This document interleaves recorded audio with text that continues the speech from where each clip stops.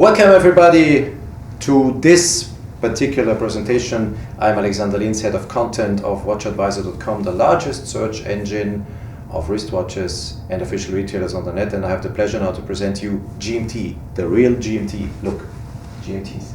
I'm at Rolex and I will show you what's a real GMT. I will show you what my watch does. I have the original GMT from the 80s compared to the one that is being presented now, and have a look. So what we have in the picture here are two generations of Rolex GMT-Master II. There is no GMT-Master I on the picture, and there is of course a reason why, because the one here, that's my personal GMT-Master II. That's the one Rolex started manufacturing in 1982. Why did they introduce a GMT-Master II? It was very easy, because the GMT-Master I, or the first edition they did, didn't allow you to set independently the hours on the watch. And this was the really big and very useful innovation Rolex brought to the markets at the time being, because you weren't losing time anymore when you were setting your watch when traveling. And so this is to compare both the edition, the new GMT-Master II called Pepsi. They introduced on the Baselworld 2018 with a Jubilee bracelet, and I want to show you now why I'm so fascinated about the mechanisms, because Rolex was the only brand really to understand at the time being that it's the only useful function you want to have on your watch when you travel. Assume you are buying a absolutely superlative chronometer, meaning a watch that has been regulated and put in time with a lot of passion. So -2 + 2 seconds for the new one. This watch, by the way, has now the latest generation of Rolex movements, and it's absolutely fantastic with what Rolex has been able to bring in on technology. And -2 + 2, imagine a COSC certified watch is -4 + 6, so it's really almost a quartz watch. And even mine, if I take mine, it's so precise. Honestly speaking, I almost never have to correct time, and this is a watch that I am wearing since the 80s, and it's fantastic. Of course it was serviced, but still it is another generation, but already at the time being this Rolex was fantastic. And now let me show you. So it is, I set the time, it's 12:17, we are in Baselworld, it's the 26th of March. So 12 o'clock you see here pointing on the outer bezel, that's the 24-hour indication of the watch.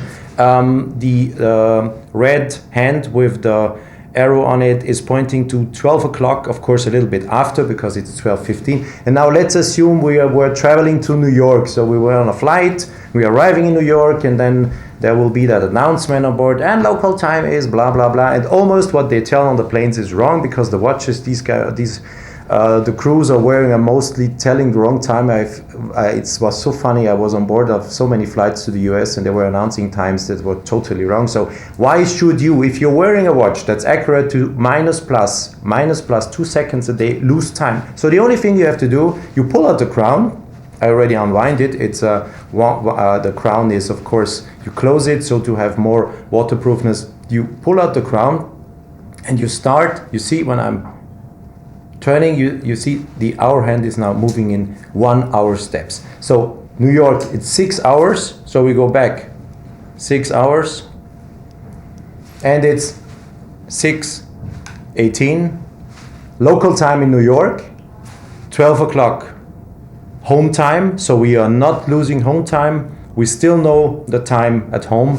And just in case, I just want to show it, yeah? Just in case, we would have even gone, let's say, to Hawaii, because there is a time lapse of almost 24 hours there. So if we would have gone back until Hawaii, so what you will see is that the date, of course, also goes back.